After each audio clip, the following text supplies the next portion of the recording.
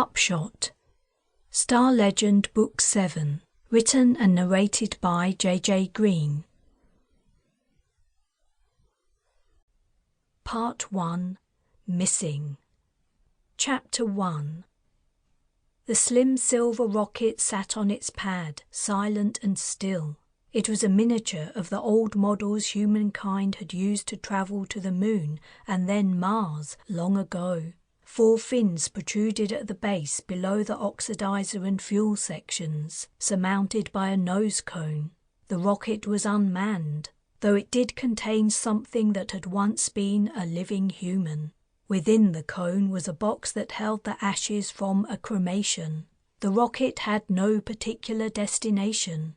Its trajectory had been set only to avoid encounters with numerous orbiting satellites and the gravity wells of the Sun and the solar system's planets and moons. The small vessel would fly on for eternity, journeying through the black, perhaps grazing other star systems or passing through the tails of comets, speeding into and out of nebulae, until, in the end, the deceased's remains would leave the Milky Way and enter the wider universe. Millennia after his existence, perhaps the existence of humanity itself, was long forgotten.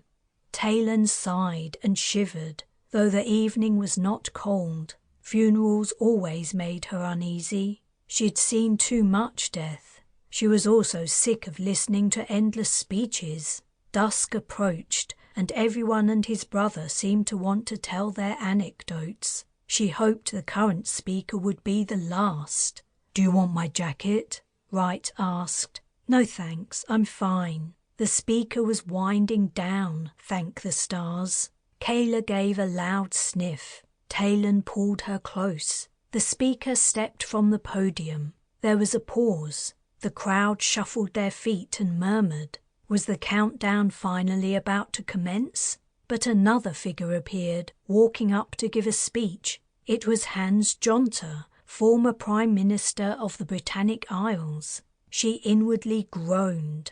How typical of him to want to have his say and be the last to speak. The man loved the limelight. Or perhaps he was only addicted to momentous events. If anything of public importance was happening, he had to be in the thick of it. "Lorcan ua Talman," he began, sweeping the assembled mourners with his gaze. He focused briefly on Talon before moving on. "The name conjures memories and images for everyone, does it?" Sample complete. Ready to continue?